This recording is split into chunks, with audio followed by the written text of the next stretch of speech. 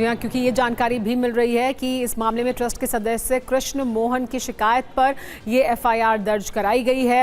राम मंदिर दान चोरी मामले में आखिरकार अब एफआईआर दर्ज हो गई, क्योंकि देखिए अभिजीत, ये सबसे बड़ा सवाल था कि एसआईटी ने जांच शुरू कर दी, अपनी रिपोर्ट सरकार को सौंप दी, उत्तर प्रदेश सरकार को, वो रिपोर्ट आगे भी भेज दी गई, लेकिन एफआईआर दर्ज नहीं हुई थी। तो अब एफआईआर के बाद क्या हम ये जो दायरा है जांच का वो बढ़ता हुआ देखेंगे, क्योंकि कुछ नाम है जिनकी लगातार चर्चा हो रही है, क्या नामजद भी हो सकती है एफआईआर? क्या जानकारी मिल रही है, क्या इस तरह की खबरें भी हैं?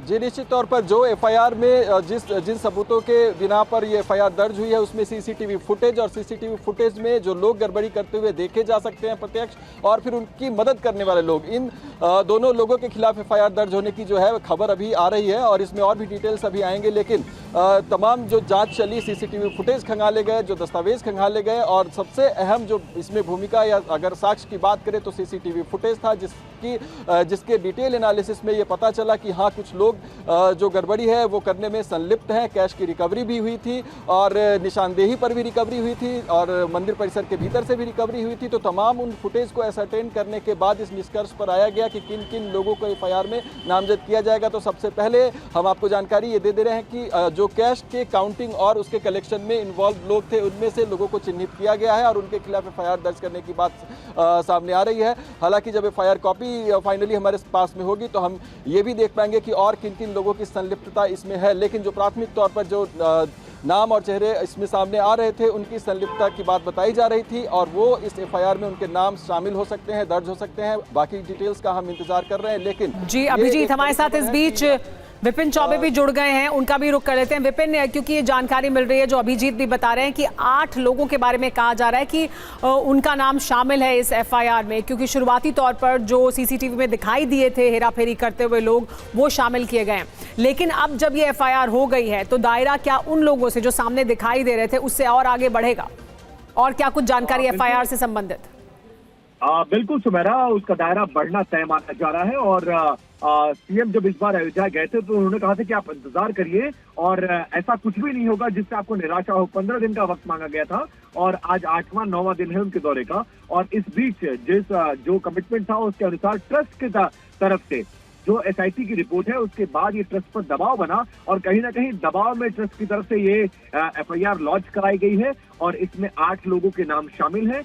बाकायदा एसआईटी ने जो विजुअल्स देखे थे उसमें उन नामों का जिक्र है। थोड़ी देर में, मुझे लगता है 2-4-5 मिनट में मैं वो नाम भी आपको बता दूंगा जो एफआईआर में दर्ज किए गए हैं।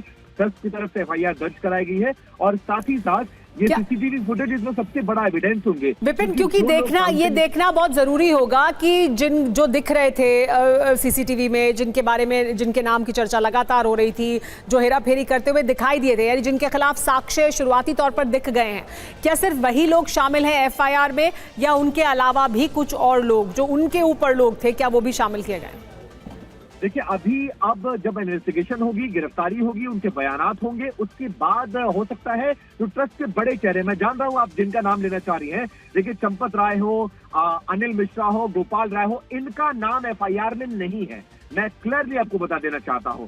फिलहाल जो काउंटिंग वो लोग थे जो सीसीटीवी में पकड़े गए हैं उनका नाम एफआईआर में डाला गया है। तो एक तरह से आप इस खबर को ऐसे भी कह सकते हैं कि छोटे लोग, क्योंकि अभी उन पर हाथ नहीं डाला गया है, जिनका वर्चस्व उनको था, वो लोग जो चोरी करते नजर आए हैं उनको फिलहाल उनके ऊपर ये एफआईआर दर्ज की गई है।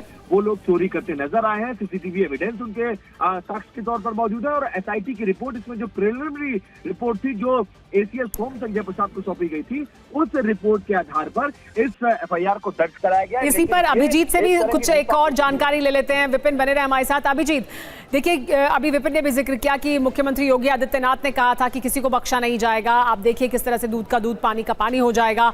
अब एफआईआर दर्ज हुई है, लेकिन इससे संबंधित क्या और जानकारी मिल रही है कि कैसे ये फैसला किया गया कि एफआईआर दर्ज कराई जाए, या ये एसआईटी की रिपोर्ट क्योंकि पहले आ चुकी थी उसके आधार पर है? क्या किस तरह से इस निष्कर्ष पे पहुंचा गया कि आखिरकार एफआईआर होनी चाहिए, क्योंकि अभी तक हुई नहीं थी? निश्चित तौर पर एसआईटी की प्राथमिक रिपोर्ट जो एक हफ्ते में सौंपी जानी थी वो एक हफ्ते में सौंपी गई। एसआईटी यहां पहुंची, 6 दिन तक यहां पर इन्वेस्टिगेशन और पूछताछ की गई।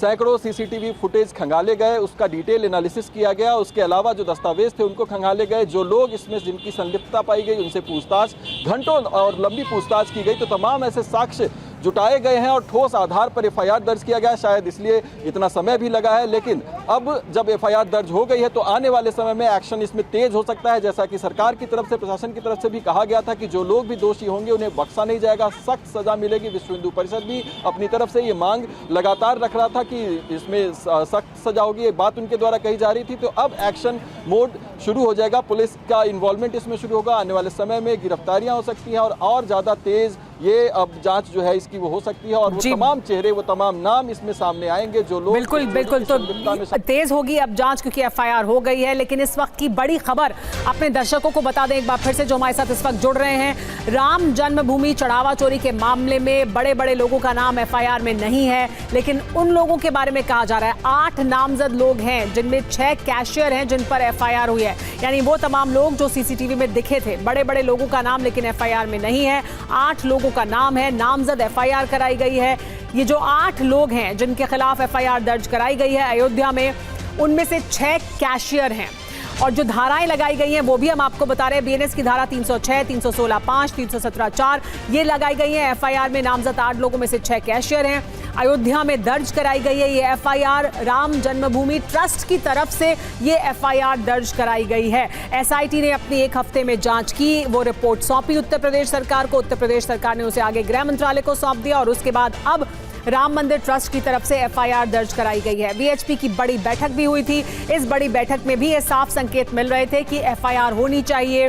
जिन्होंने इस तरह की घटना को अंजाम दिया, इस तरह की वारदात को अंजाम दिया है, अपराध किया है, उनको जेल जाना चाहिए, ये वीएचपी का पक्ष था। तो अब एफआईआर दर्ज हो गई है। अयोध्या के थाने में ये एफआईआर दर्ज कराई गई है। इस वक्त की बड़ी खबर यह है कि आखिरकार 1 हफ्ते के बाद एसआईटी की जांच के बाद ये शिकायत दर्ज हुई। ट्रस्ट के सदस्य कृष्ण मोहन की शिकायत पर ये एफआईआर अब दर्ज हुई है। सीसीटीवी में दिखने वाले संदिग्धों को ही एफआईआर में फिलहाल शामिल किया गया है और जो धाराएं हैं वो हम आपको बता रहे हैं। बीएनएस की धारा 317(5), 61(3)(5) के तहत ये जो एफआईआर है वो दर्ज कराई गई है। इसको लेकर लगातार ये मांग की जा रही थी कि तब जबकि शुरुआती जांच में भी साक्ष्य सामने आए हैं, एसआईटी की रिपोर्ट में भी इस तरह की जानकारियां सामने आ चुकी हैं और उसके बाद लगातार रोज नई जानकारी सामने आ रही थी। ऐसे में एफआईआर अब तक क्यों नहीं हुई है, ये सवाल पूछा भी जा रहा था। विपक्ष की तरफ से भी सवाल पूछा जा रहा था और ये सवाल उठ रहा था कि एफआईआर दर्ज क्यों नहीं हुई। तो आखिरकार अब एफआईआर दर्ज हुई है। अयोध्या के थाने में एफआईआर दर्ज कराई गई है।